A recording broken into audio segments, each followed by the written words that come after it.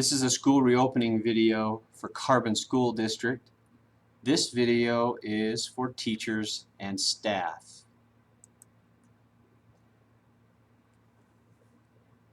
We need to regularly sanitize and use hand washing procedures. We're asking teachers and staff to find natural breaks in the schedule. Just one example, in elementary, it might be after a subject area or an activity. For example, after you get done with independent reading or after you get done with your math lesson would be an appropriate time to take a little break and sanitize hands, sanitize the learning space, equipment, materials. Secondary schools, just one idea is at the conclusion of the class period, take a little bit of time, before the bell rings or whatever to take care of some sanitizing and hand washing if possible. Hand sanitizer in some form, whether it's gel or spray or something, will be available in every classroom. Now, not all classrooms have the ability for hand washing stations, but those that do, we are encouraging that you use those stations regularly as well. As far as supplies, we're going to up front say where possible we would like to avoid scenarios where students are sharing supplies and materials. In other words, if you have something that students, multiple students need to use during the same class period, that instead of sharing that material, we would hope that we could find a way so that students don't have to share. Hopefully we have enough for each student, and we feel that it is definitely appropriate for teachers to require students to help sanitize those materials so that they are ready for the next class or for the next day. As far as social distancing is concerned, we want to strive to put as much distance between students as the environment allows. We understand that we have limitations and we're not going to be able to do 6 feet of separation. We're not being asked to. One of the great mitigating factors is the face coverings. Because we're requiring face coverings, it makes the distancing less necessary, but we would like teachers and staff to do the best that you can when it comes to distancing. For symptom monitoring, we are not asking teachers to become experts in diagnosing or identifying sick kids. All we are asking is that if teachers or staff members notice or are told by a student that a student has symptoms, any of these symptoms listed here, we ask that you send them to the office.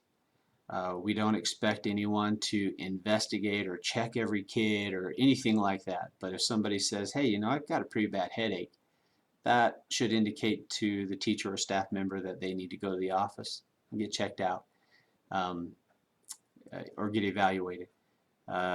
If they are coughing a lot in class and you notice, wow, this kid's coughing a lot, behind the face covering, that would be an indication that they need to be sent to the office. When they get to the office, they'll be quarantined and they'll also be evaluated. There might be a scenario where a student is coughing, but they have some condition, and the office is able to find out that they have allergies or something, and so they might not need to go home. What if a staff member is sick? Well, it's very similar. We hope that the staff member who's not feeling well or is symptomatic or feels sick during the day, that you will inform the office. The school will make arrangements immediately to supervise the students, relieve the staff member of their responsibilities, and we'd ask the staff member to leave the school premises and take the appropriate sick leave or or whatever the procedure is for the position. And then upon reentry, once the individual starts feeling better, they'll need to go through a simple process of checking their temperature, filling out a little questionnaire about symptoms, and then, of course, there'll be a very informal observation done by the staff. For remote learning, we want to make sure all teachers and staff understand that this is intended to be a temporary situation. Remote learning means that a student is tuning in or accessing the regular class and in most cases watching what's happening in the class live, but they're doing it from home. This is a temporary solution for when a student can't be physically in school. That could be for a lot of different reasons. It might be that a family member tested positive. The student themselves is not sick, but they're being quarantined and they need to access the class.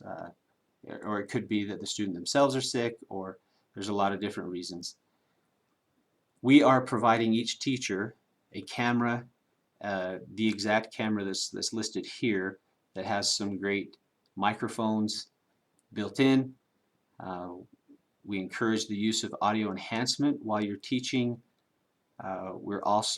Each of you will receive this camera stand that can be placed in a location that will make it easy to be able to video the instruction. We don't expect the camera to follow the teacher all over the place or anything like that. We just expect that the camera be positioned in a way that they can catch the majority of instruction, and we can talk about some ideas, and your schools will be talking about ideas to make that effective.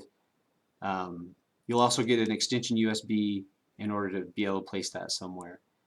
We'd also like to make sure everyone understands that if a student is doing remote learning, they need to be logged on.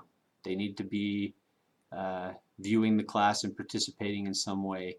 If they are, then they are marked as present. That's the rule coming down from the Utah State Board of Education.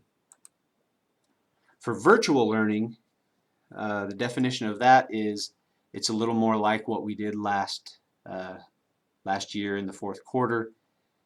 We do not want to do that again. We're going to do everything we can to avoid that. We don't want to do virtual learning. However, it may be necessary. Virtual learning means there's no students physically at the school. None. Students are accessing learning materials virtually. We will not, as we work with the entities, we all agree that we do not need to do that for more than 2 weeks at maximum. So if we did need to do it, we would do it for only 2 weeks. Third graders through 12th graders need to have Chromebooks if this were to happen, so we need to be able to get those in the hands of those students. And grades K through 2 may need Chromebooks, but we're going to leave that up to the teacher. The teacher may want to do packets instead, so we'll leave that up to them. Students follow the regular bell schedule. That's something we didn't do last time, and especially in the secondary world, that's going to be a very important step. Elementary platform, as we've done the survey and talked to teachers, it's very clear that elementary want to use Google Classroom.